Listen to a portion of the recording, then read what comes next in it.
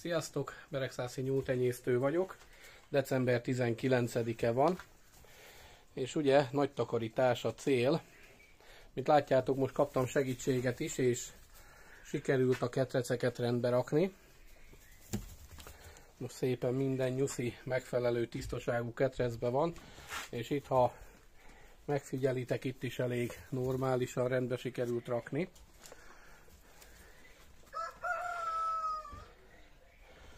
Most pár nyuszit beraktam pároztatni, nagyon szépen süt a nap, ilyenkor célszerű mindenképpen, sokkal jobban megállnak a napsütésbe, ez is egy fontos tipp a számotokra. Kis nyulak is kibújtak már a fészkekből, ugye már elég szépen növekszenek, így meg is mutatom nektek. Hoppáré! Nézzétek, milyen gyönyörűek! És még csak most voltak a fészekbe. És micsoda formák, ezt nézzétek. De gyönyörű. Jó, és közben folyik a ketrecajtók felújítása, hiszen nézzétek meg, milyen állapotban vannak a drótok. Sajnos, mikor vásároltam pár évvel ezelőtt, nem figyeltem oda, hogy inkább egy kicsivel többet adjak érte, de jobb minőségű legyen. Főleg a nyulak, ahogy rángatták ugye az önitatókat, önitetőket, szépen tépték, szaggatták szétfele. Úgyhogy most ezeknek a cseréje folyik. Itt már ki is van cserélve az egyik ajtó.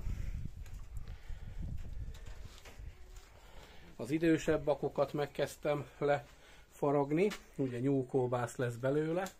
Itt most pont az egyik baknál bent van a nőstény.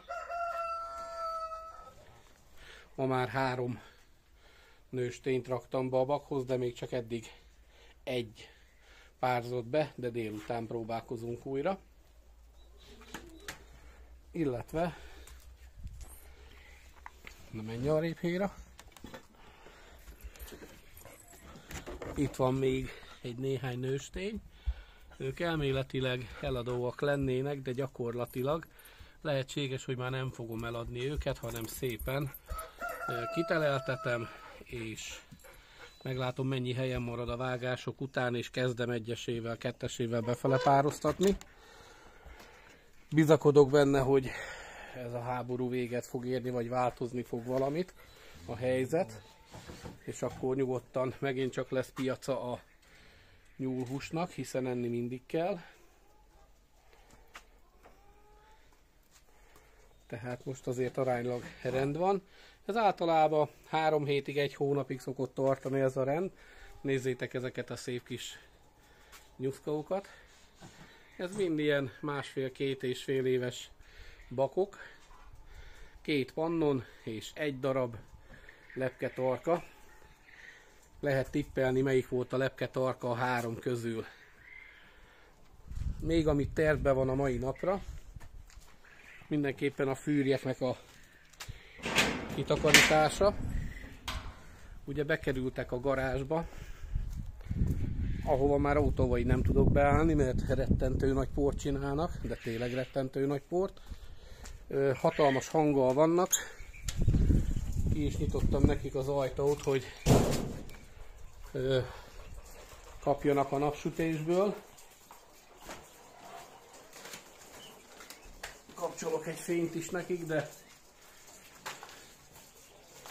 nos, most ezt kell nekiállni összetakarítani.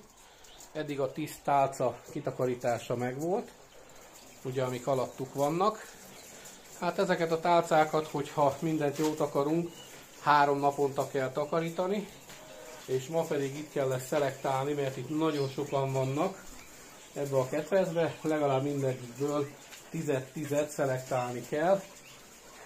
Általában fiúkat, és el kell innen költöztetni közülük a tojók közeléből, ezeket pedig össze kell pakolni, szintén a tojókat külön.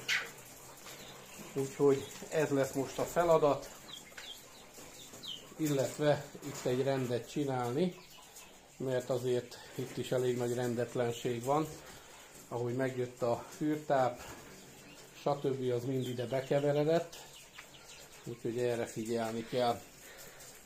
Ilyen fekete magot is vettem a fűrjeknek. Ezt rendszeresen beledarálom az ő tápjukba, tehát keverékbe, amit én saját magam állítok össze. És ahhoz teszek még ilyen gyári tápot. Egy ilyen, max. 3 ilyen másfeles edénnyel. De látjátok, ebben van minden. Borsó, szója, kukorica, zab, illetve búza, és tritikálé is. Úgy látom, az egyik szépen vérzik is, az egyik fűrj. Őket ki is szedem, mert itt a fiúk azok hajlamosak egymást nagyon-nagyon összecsipdesni. Ebben nagyon profik. És pont azért ilyen csapzott, ha megnézitek a tollaikat egyeseknek, mert a fiúk egyfolytában ugorják őket. Nagyon intenzíven tojóznak, úgyhogy nincs velük ezzel probléma, hogyha szaporulattal. Nézzétek, a hegy is milyen szép. Kezd most, már a levelek lehullottak, ugye december van, de hát mondjuk amikor ki van zöldülve minden, akkor még gyönyörűbb a hely. Itt ezen a hegyen, ameddig itt elláttok, itt gyerekkoromban szőlő ültetvények voltak, véges végig, és itt ezen a mezőn pedig legelt, ezt a mezőt kapta meg a falunak a csordája. Itt általában 60-80 tehén legelészett.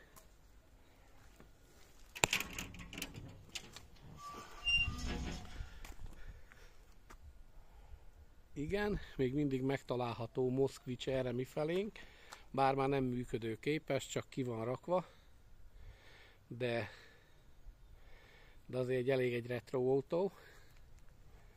A gazdája még, aki 2 éve halt meg, még 2 évvel ezelőtt még járt vele.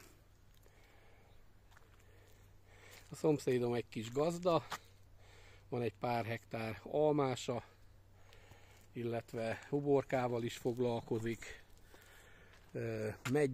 megyfák, gyümölcsfák, a hegynek a másik oldalában van. Ugyanis ez a kis dombocska a Kárpátoknak egy része, a beregszászi borszőlő, a régi borszőlő részlegnek a része.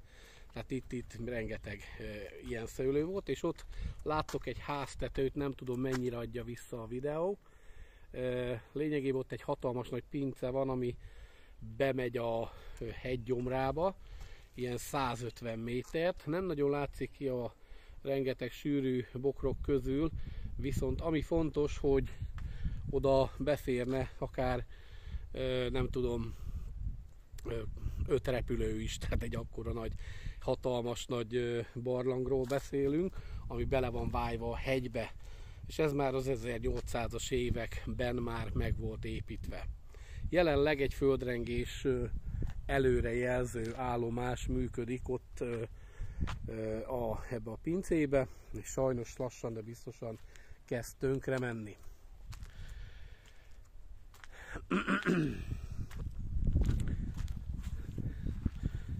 Úgy igazából nagyon jó az idő, bár egy kicsit meglepődtünk, amikor most a napokban ugye újra rakéták jöttek a Kárpátaljára, és már elég közel estek le, lőtte le őket a légvédelem, tehát háború van, el kell fogadni, ez van, ezt kell szeretni. Hát köszönöm a figyelmeteket, most itt tartok, készülök a kolbász készítésre, ugye azért vágtam le azt a 3 szép nyulat, olyan 6-7 kg húsra számítok belőlük, amit ki fogok csontozni, csontozás után. Arról külön készítek majd videót, ahogy megcsinálom a nyúlkolbászt az elejétől a végéig. Ugyanis ami jó, hogy sikerült Magyarországról, a Böllér Shopról, és nem nekik akarok most reklámot, de sikerült jubélt rendelnem, és jubélbe fogom tölteni. Legyen szép a napotok, sziasztok! Ja igen, és ha tetszett, amíg új vagy a csatornámon, beregszászi nyúltenyésztő vagyok, Kérlek, kövesd a csatornámat, lájkold, hogyha tetszett a tartalom. Ugye fűrjekkel is foglalkozom, nem csak nyulakkal, készülök majd nem sokára egy teljes átfogó videóval a fűrjek tartásáról, hogy mit tapasztaltam, milyen tanácsokat tudok adni, illetve sok minden másról is. Tehát mindenképpen érdemes nézni a csatornámat, és ha nyulakkal kapcsolatos kérdésed van, több mint 100 videó van feltöltve a csatornára, ott részekre van szedve. Én úgy gondolom, minden kérdésedre megtalálod a választ. Ha mégse, akkor írjál nekem és egyeztetünk. Sziasztok!